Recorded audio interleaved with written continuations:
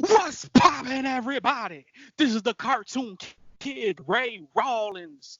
Today, we're continuing the 25 Days of Christmas Cartoons Marathon with a Nickelodeon favorite, The Fairly OddParents, Season 1, Episode 7, Christmas Every Day.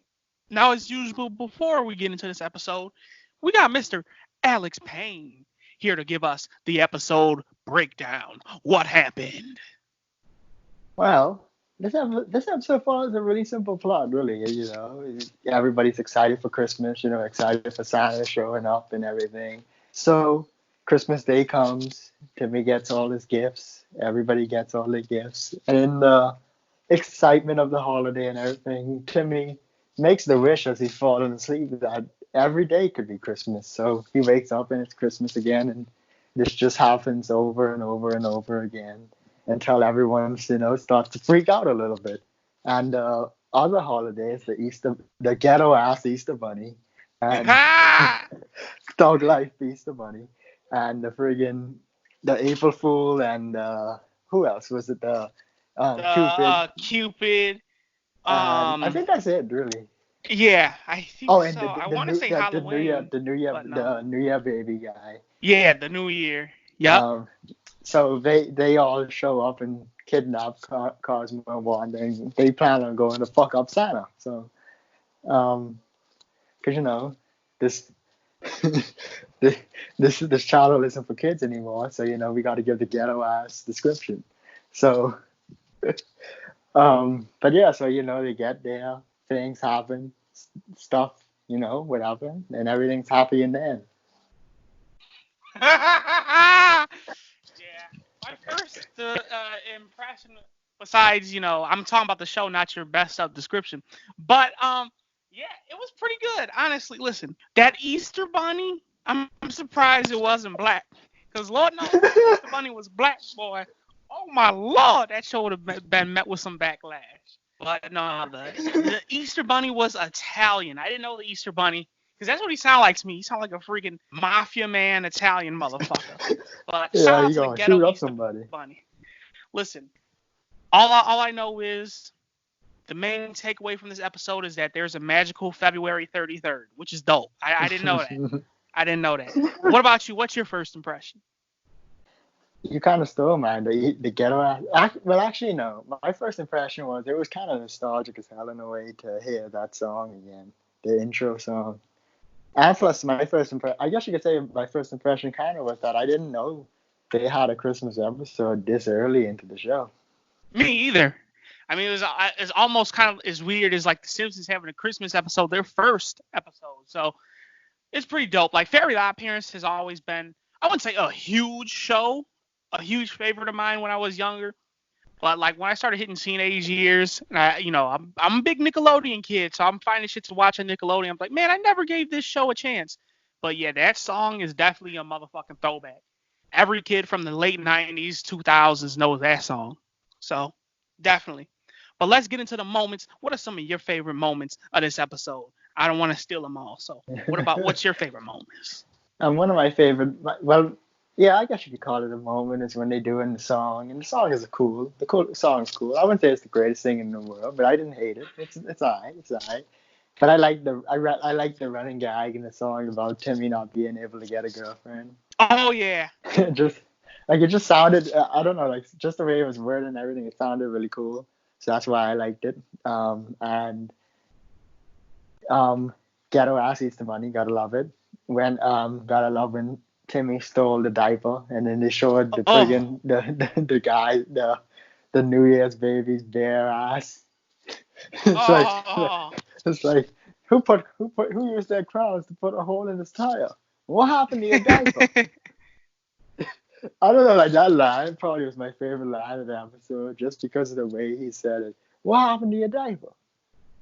My favorite line was, I mean, obviously, I say the February 33rd one. That was my favorite line. But also, though, too, another one is when they were talking about like all the shit they do, like the Easter Bunny. He just leaves eggs that go bad, after if kids don't find them. And then the Cupid was like, I make kids fall in love. And this is when all the kids got there. Like, ew, like, because normal kid shit, you think, oh, I'll never have a girlfriend, but then, motherfucker, you become a teenager and your hormones hitting, that shit changed, quick action. But, I thought that was pretty hilarious. I like too that the dad, he loves him some eggnog, man. It's He funny. I loves was him. just thinking that, and I wanted to ask you that, actually, your opinion on this. You think that was like, because you can even tell by some of the jokes said in this episode. And there was one really, really super dull one, but I can't remember what it was right now. But um, you think that was like some sort of metaphor for like drunk dads and their alcohol? I would say so. I honestly, now me, I don't drink eggnog. And you I could only also, had it. and maybe like you could say people who like parents who feel the need to drink a lot there to survive Christmas. Right, and you're right because Timmy said something, and then I think he asked if he likes being around him or whatever, something of the sort. And then because you think he'd say, yeah, I like Christmas because I'm gonna be around you or whatever, but no, he likes Christmas because of that damn eggnog. Now, like I said, I don't drink eggnog. I only think I had it once. I know some people like putting alcohol in it or something like that. So I don't, I'm not a big Yeah, that's the main thing of the eggnog is the alcohol. right. Yes, I don't drink that shit, so I have no idea. But just from that little thought, I'm like, oh man, wait a minute, what are they trying to say? Timmy Dad's an alcoholic? What? And then, I do agree with that though, 100%. I gotta say too, Vicky, man, that bitch she's a terrible ass person. She's a terrible ass person, man. It's like, no, I just like making you work. And they leave Timmy, who's 10 years old, with this Vicky girl on Christmas Eve, which definitely sucks. And it's like, man, 10-year-olds? I mean, maybe that's too young to be staying at home because parents are like, pussy now. I don't know. But I know I was definitely staying home around that age, 10 My years old. question is, if in this reality, right, Santa Claus is real, so the parents don't need to buy shit realistically. So Oh, why would they? I didn't know that was the whole theme. I thought like parents buy you shit, and obviously it's like real world shit. Like other gifts just come from somewhere. And Well, I mean, I'm definitely gonna mention that in a minute too.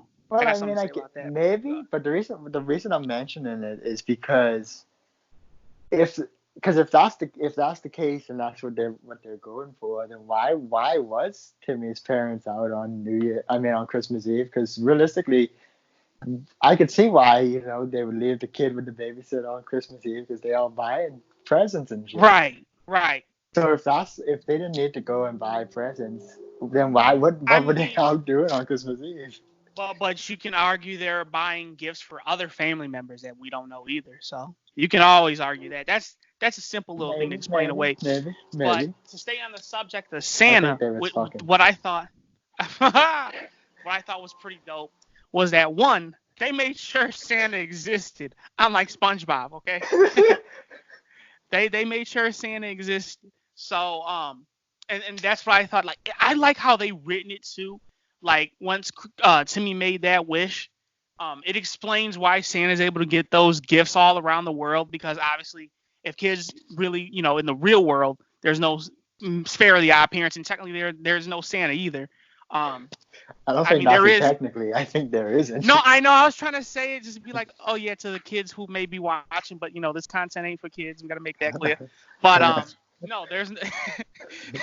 But it's just like any logical thinking kid should know that there's no way Santa can make gifts and get them to everybody throughout the entire world, to all 7 billion people. Obviously, they're not all kids, but you get the point of what I'm trying to say. It's funny. It all made sense, huh? It's funny because obviously being a warm country, we don't have chimneys and shit. So I remember when Yep. I was a kid, Hell, you my don't dad have snow.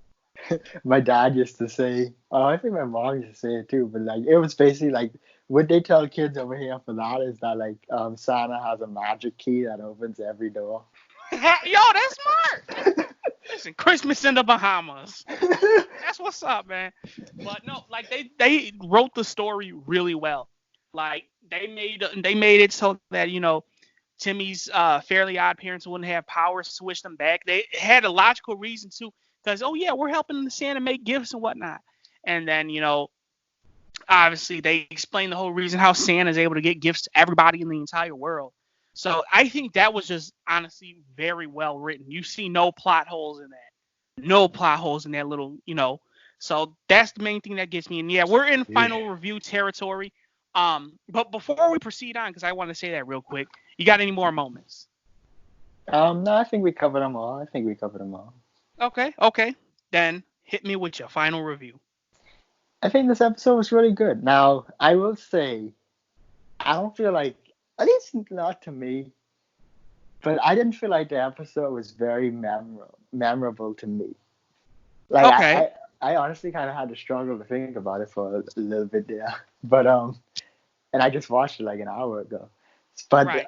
that's not to say it's bad or anything. I think it had that's some serious English there. I think it had a lot of good moments and everything. I thought it had a very well and tightly written plot, like you said. It was pretty creative.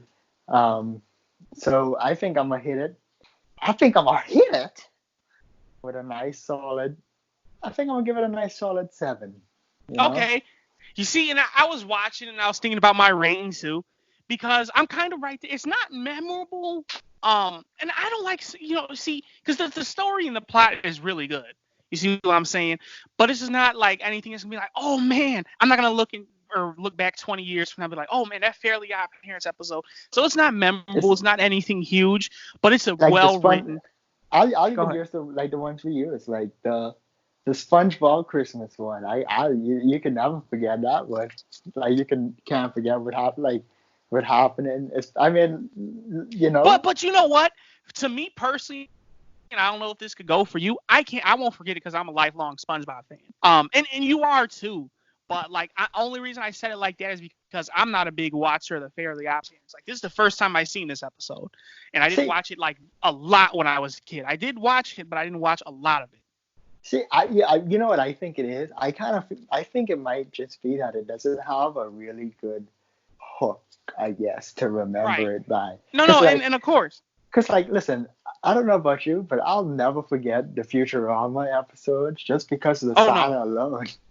Like, the freaking the tug Santa. And I think, like, I'll remember the Ed Nettie episode a lot just because, like, the way it was done and everything. Yeah. No, and you're right. But this, and you know what? I could kind of go that way with this episode too. I won't it's like you said, it didn't have that hook, but it was done in a different manner. It's not like your average Christmas story, at least in my opinion. Like these parents, the Fairly OddParents and shit. It's just because of the setup, it has a whole different like Christmas story. So it's not memorable, but it is a good plot, tells a good story. It just didn't have a good hook like you said. Yeah, because I'll even say this, because when we were thinking of doing this whole Christmas thing, I had to struggle to remember that they even did a Christmas episode, and but I knew immediately that we should do the freaking SpongeBob one and the Ed and Eddie one, and I haven't seen either of those, especially the Ed and Eddie one, in years. And you can't even use the excuse of fan, because I used to watch a lot of Fairly OddParents. I would say I was just as much a fan of Fairly OddParents as SpongeBob and Ed and Eddie. Okay. So and see, it's not favoritism. That's what makes us different. Right. That's what makes us different right there. And like I said, I do agree with you. It's not like very memorable, but it's still a good episode. The story no, of course, yeah. And I'm gonna hit it just like you did with a nice 7 rating, because it wasn't bad. It was, like I said, very good plot, very good story. It just wasn't that memorable. Honestly, if it was memorable, then I probably hit it with like a 7.5, maybe an 8. The only thing I'm gonna remember from this is that gangsta ass Italian Easter Bunny. That's it. Oh yeah, definitely. We both hit that with a nice 7.0. The Fairly OddParents season 1, episode 7, Christmas Every Day. Y'all know what it is, though. This is the Cartoon Kid channel where we talk cartoons and we do it daily, baby. Leave your comments down in the comment box below. Tell us what you think of the episode. And if you have any suggestions of what we should review for this holiday season or any other, as soon as we get out of this, we start doing our regular cartoons again, leave it in the comment box below, man. We're always interested in hearing your suggestions, and check out any of the videos coming up on your screen right now. But until then, we will see ya when we see ya. Goodbye.